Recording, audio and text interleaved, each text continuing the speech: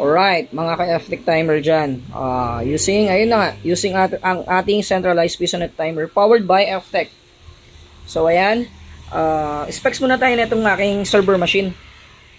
RPI 3B with 16 gig SD card, universal coin slot, and then syempre yung pangmalakasan natin na modded wire. So, ayan. And then syempre, yung maganda nating big box. Pakita natin, ano. Ayan. Front door. Ayan. Meron din tayong back door. Ito yung isang back door natin. Back door natin. Sa likod yung bukasan niya. So, ayan. Pinakita ko lang sa inyo. Yung pinagkaiba ng back door and then the front door. So, ayan. Sa video na to, ang tutorial natin is paano mag-install sa client. Kasi, kunyari, bumili ka sa akin ng machine.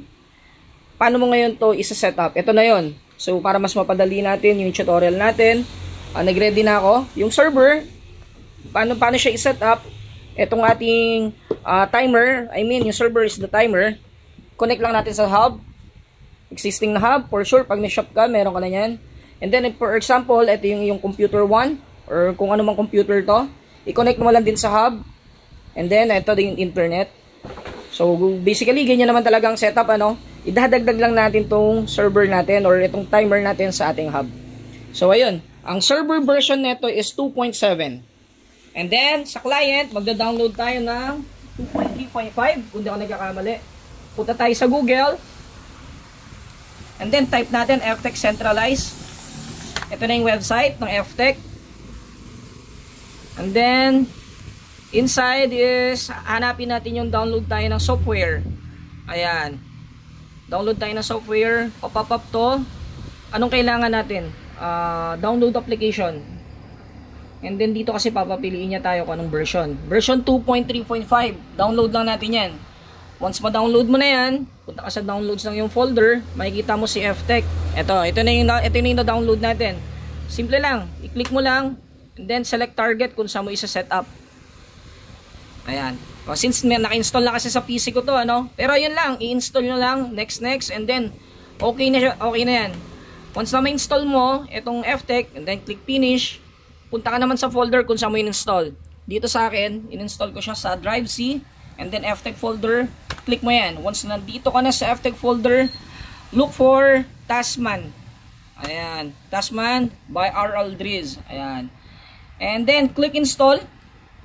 And then, double check mo to, yung mga sinabi niya. Kailangan niya lahat successful. Ayan. Task, schedule, successful. Ito yung pinaka-importante. Once ito may error na lumabas, don't worry, madali lang gawin yan. Pero skip muna natin yon, another tutorial tayo para doon. Once na-click nyo na yung Tasman and then na-install nyo, punta na tayo sa FTech socket. Ito yung parang pinaka-icon ng ating timer eh. Pwede mo ilagay sa desktop yan. And then, yan. So, that's it. Kita nyo, na-install ko na yung FTech for client. Ano pa bang ibang dapat gawin dyan? Kasi una yan, pag na-install mo to, ito lang ang lalabas. Kasi nga, hindi pa siya connected sa machine. So, i-connect natin sa machine. Paano i-connect sa machine? Click mo tong, settings button. And then, ang default password is admin at 123 exclamation point. And then, okay. Ayan. Lalabas mamaya dyan sa inyo or sa newly installed, walang server IP. Ano ba ang server IP natin? Hindi nyo pa alam. Kasi hindi pa natin na-check yung ating server kung anong IP ng ating timer pala. Ayan, yung ating centralized. So, paano malaman yon? Lagay muna kayo dito ng IP kahit ano. .1.5. O, for example, yan. Kasi alam ko naman na yung IP. And then, click save. Uncheck nyo muna yon. And then, save. And then, punta ulit tayo sa Google. So, ayan. Paano nga ba ma-access ang machine? So, open tayo ng Google. I-type natin ftech.local/admin. So, di ba? Looks familiar. Parang sa piso wifi lang. And then, enter. Hintayin natin mag-loading para makakonect naman. Ito, kumukonect na tayo sa machine, ha. Dito na natin makikita yung dashboard ng machine. Kaya natin ulit ginawa to. Ulitin lang natin para makuha natin yung IP. So, this is the dashboard nung ating machine. Ito na yon.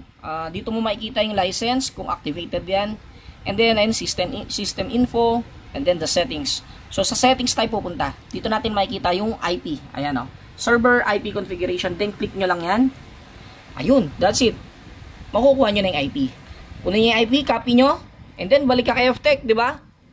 Balik tayo doon. O, tapos di ba pinapa-input niya kanina kasi yung IP. Pinapa-input niya yung IP eh. Ayan. Kanina, di ba? Hindi natin alam yung IP. Ngayon, alam na natin, i-paste natin dyan. Siyempre, as is na. And then, pwede mo nang in-enable to, syempre. Kailangan naka-enable yan dalawa. And then, save. Once ma-save mo yan, and then, sorry, pwede, i-uncheck mo pala muna yan, then save para lumabas tayo dun sa, interface na yon. And then, click lang ulit natin yung FTech socket. Ayan. Pwedeng nasa folder, pwedeng nilabas lang natin na icon. Ayan na. Working na yan.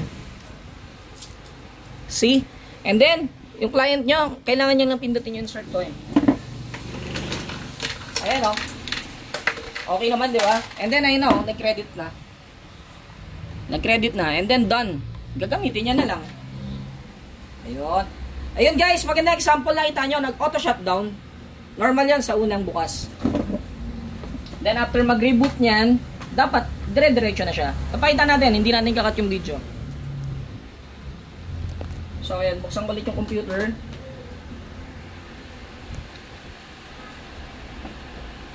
Ayan, mag-open lang. At first install normal yon, magre-reboot. Kaya kailangan nyo sa task scheduler, kailangan nyo na walang error.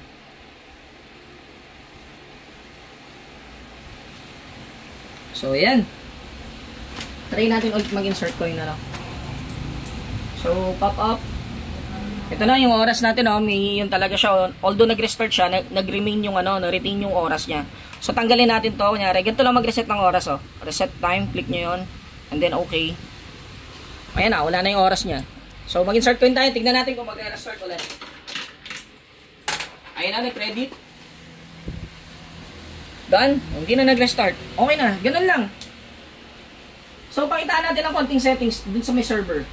Ang server, paano nga ulit? Katulad na sinabi ko kanina, ftech.local/admin. Guys, i-type nyo Huwag nyo kunyari may nag-pop up, ftech, yung mga ganyan, Mga nagpa-pop up. Huwag nyo i-click. Mas maganda ita-type nyo. Para sure. Tapos once na makapasok tayo, itong way na to para makakonect sa server. Ulit-ulit na lang natin. So, username is admin and then password nga, admin at 123 exclamation point and then sign in. Kita nyo, mas mabilis na tayo nakaka-connect sa server. Pansin nyo, ito na connected na yung computer name. Itong PC na to, ito siya. Ito na siya. Ayan si 16.1.8. Tapos ayan kita nyo today sales. Ito na yung insert ko na coins tsaka niya. So, yan yung maganda dyan. Then, ito marami namang settings Madali nyo na itong mapaglalaruan or mamamanage nyo. Ayan manage PC. Ito na yung PC na yun. For example, itong PC na to, ayaw yung kasali sa FTech timer. Pwede nyo i-remove. And then, ayun, mabilisan lang sa timer rates. Just like sa piso wifi, ayun, pagka-click nyo, ito yon non-VIP rates. Pwede tayo mag-add rates. Ayan add rates. Yung kulay green. Add rates. And then, for example, magkano? 10 pesos natin is equivalent to 1 hour, for example.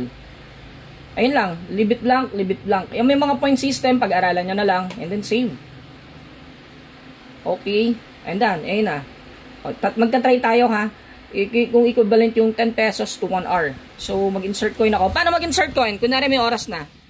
Simple lang. Pag gusto nyo mag-extend, double-click nyo lang yan. Then, add time.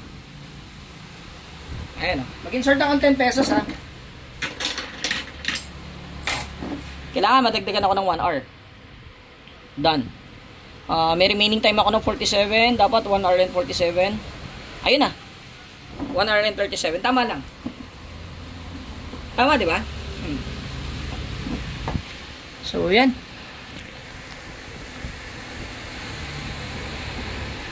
So, sa mga order, ito na yung tutorial Napakadali lang.